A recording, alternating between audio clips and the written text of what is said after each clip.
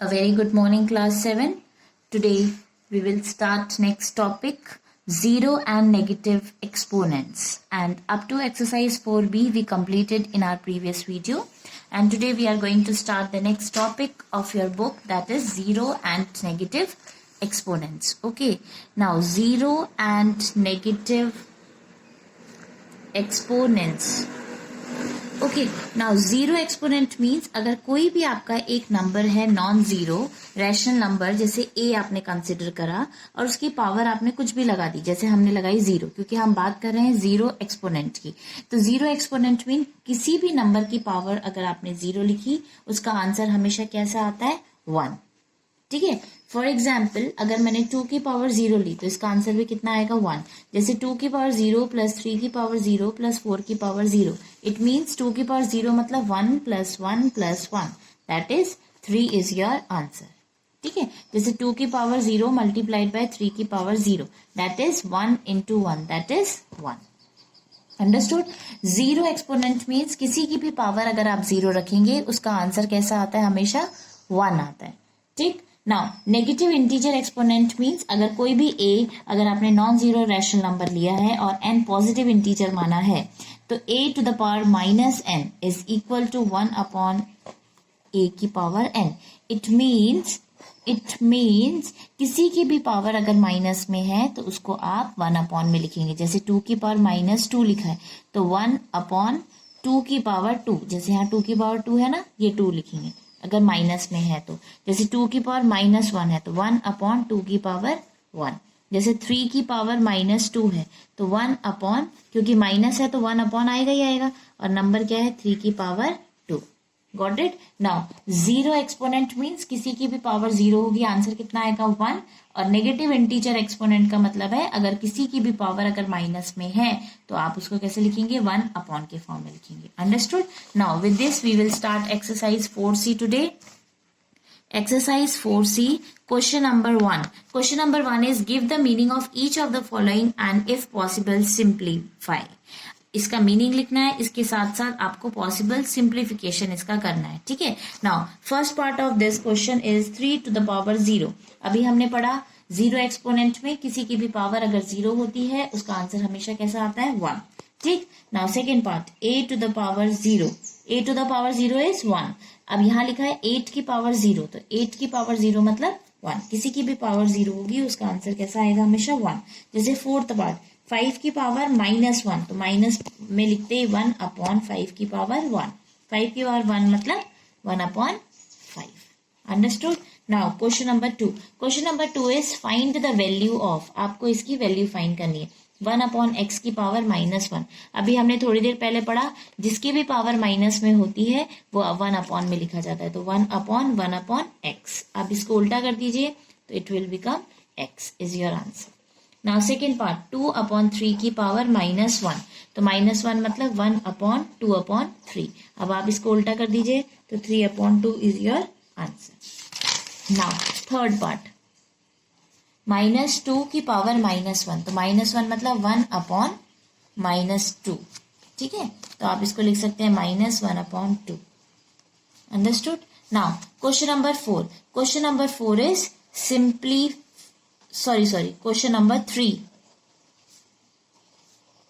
Question number 3 is find the value of, इसकी value find करनी है। 7 की पावर 0 प्लस 8 की पावर 0 प्लस 9 की पावर 0। अभी जीरो एक्सपोनेंट में हमने क्या पढ़ा था, किसी की भी पावर 0 होती है उसका आंसर कैसा आता है, हमेशा 1। तो 7 की पावर 0 मतलब 1 प्लस 8 की पावर 0 मतलब 1, 9 की पावर 0 मतलब 1, दैट इज 1 प्लस 1 प्लस 1। तो 1 प्लस 1 प्लस 1 कितना होता है, 3 इज योर आंसर। ठीक है, नाउ सेकेंड पार्ट, 20 की पावर 0 माइनस 23 की पावर 0 मल्टीप्लाइड बाय 18 की पावर 0। तो 20 की पावर 0 कितना होता है, 1, माइनस 23 की पावर 0 मतलब 1, मल्टीप्लाइड बाय 18 की पावर 0 मतलब 1। तो 1 में से 1 गया तो 0 इंटू 1, दैट इज 0 1 ज़ा 0। नाउ थर्ड पार्ट, 3 की पावर 0 मल्टीप्लाइड बाय 3 की पावर -1। किसी की भी पावर 0 होती है, आंसर कैसा होता है, हमेशा 1। ठीक है, और 3 की पावर -1 मतलब 1 अपॉन 3, तो 1 into 1 upon 3 is 1 upon 3। Understood. Now question number 4. Question number 4 is simplify. First part 4 की पावर -1 प्लस 8 की पावर -1 डिवाइडेड बाय 2 अपॉन 3 की पावर -1. तो 4 की पावर -1 मतलब 1/4, 8 की पावर -1 मतलब 1/8 डिवाइडेड बाय, और यहाँ इसकी पावर क्या लिखी है -1, तो ये 1/2/3 हो जाएगा. तो 4 और 8 डिफरेंट डिनोमिनेटर्स हैं, तो आप एलसीएम ले सकते हैं. तो 4 और 8 का एलसीएम क्या आएगा 8. 4 के टेबल में 8 कब आता है 2, प्लस 8 के टेबल में 8 कब आता है 1 डिवाइडेड बाय, अब ये 2/3 था तो इट विल बिकम 3/2. तो 2 + 1 3/8, डिवाइड की जगह पे क्या आ जाता है मल्टीप्लाई, और ये रेसिप्रोकल हो जाता है. तो 3/2 क्या बन जाएगा 2/3. तो 3 से 3 cancel, 2 1s and 2 4s. That means 1/4 is your answer. Now question number 4 का थर्ड पार्ट.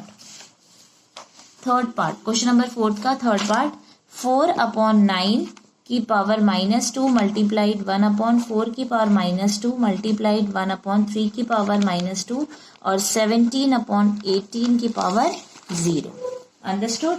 नाउ इसकी पावर देखिए 4/9 की पावर क्या लिखी है इन्होंने -2. तो -2 का मतलब क्या होता है 1 में लिखना. तो 1/4/9 की पावर कितनी हो जाएगी 2 मल्टीप्लाइड बाय, ये कितना हो जाएगा 1/4 है, इसकी पावर क्या है -2, दैट इज 1/4 की पावर 2 मल्टीप्लाइड बाय, देखो 3 की पावर -2 मतलब 1/3 की पावर 2, और 17/18 की पावर क्या लिखा है 0.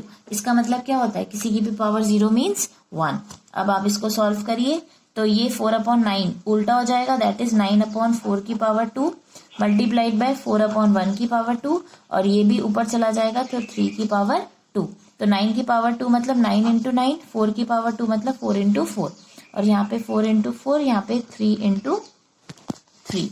ओके. ना 4 4 ये कैंसिल हो जाएगा, 9 9s 81, और 81 और 9s कितना होता है 81 × 9, that is 729. Understood. Now question number 5 is again simplify. First part 2 की पावर 4 मल्टीप्लाइड बाय 2 की पावर -2. ये डॉट का मतलब होता है मल्टीप्लाई. तो 2 की पावर 4 मल्टीप्लाइड, अब देखो इसकी पावर माइनस में है, दैट इज 1 के फॉर्म में लिखना है 1/2 की पावर 2. 2 की पावर 4 मीन्स 2 × 2 × 2 × 2, और 2 की पावर 2 मीन्स 2 × 2. ये कैंसिल हो जाएगा और आपके पास बचेगा 2 2s 4.